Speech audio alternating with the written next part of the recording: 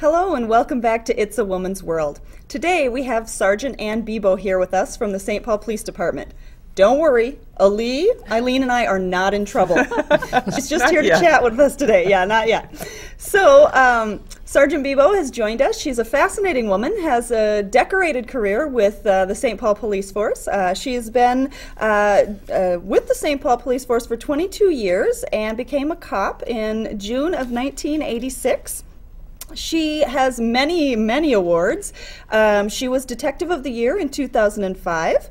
She got the Honorable Mention in 2006 for Police Officer of the Year from the Minnesota Peace and Police Officers Association. She was given the Award of Excellence by the Minnesota Association of Women Police Officers.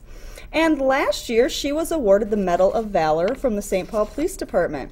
She's a 5-year cancer survivor, and maybe harder than that, she is the mother of 2 teenage daughters. Welcome, Sergeant Bebo. It's great to have you here. Thank you. Thanks for having me on. I'm happy to be here. You bet. Great. Well, ladies, what do you want to know about the St. Paul Police Force? Well, I want to know what sparked your interest to become a police officer. Well, I think as you may know, and maybe you don't know, but back when I was a child, there really weren't any role models for women in policing. It was a very new concept. And I remember when the show Policewoman came on. I don't know if any of you remember that show with Angie Dickinson. No. Yes, exactly. I do. That was I watched Cagney and Lacey. Maybe I'm at a little different era.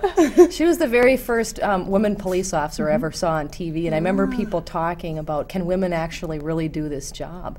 And it really wasn't anything I seriously considered until I was in college, and I took a career inventory test because I just wasn't sure what I wanted to do with my life, and I came up very high in law enforcement. So I went and talked to some people in the field, and it turned out it fit exactly what I wanted to do. Oh, wonderful, wonderful. Were you encouraged by your teachers and your counselor at school then to follow your dream and go into that?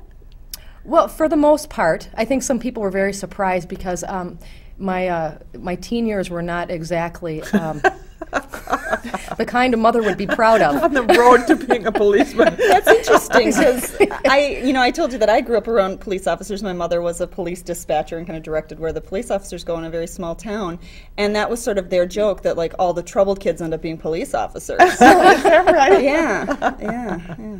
So you know the inside scoop on what kids think. Yes, that's very true. Yeah. Did your family encourage you, Ann, to go into the police work? I would have to say they've pretty much been always encouraging about lines of work. They never really had a set goal for any of the kids. I grew up in a large family of 7. And we're all pretty much encouraged to do whatever made us happy. Great. You're not afraid? That's wonderful. No, I don't think so. When I was like 15 years old, I started doing auto mechanics. Oh. I think my dad always had a different idea of what a daughter was going to be like because he grew up in a family of all boys, and one day he said to me, I really wasn't prepared to have a grease monkey for a daughter. So I think he realized he was going to have something a little different than what he thought it was going to be like. Right. So. Yeah. Well, what was it like in the 80s and now the progression to where we are today, 2009, where the police force or working with other policemen and being a woman, what was that like? I have to say that I've never really had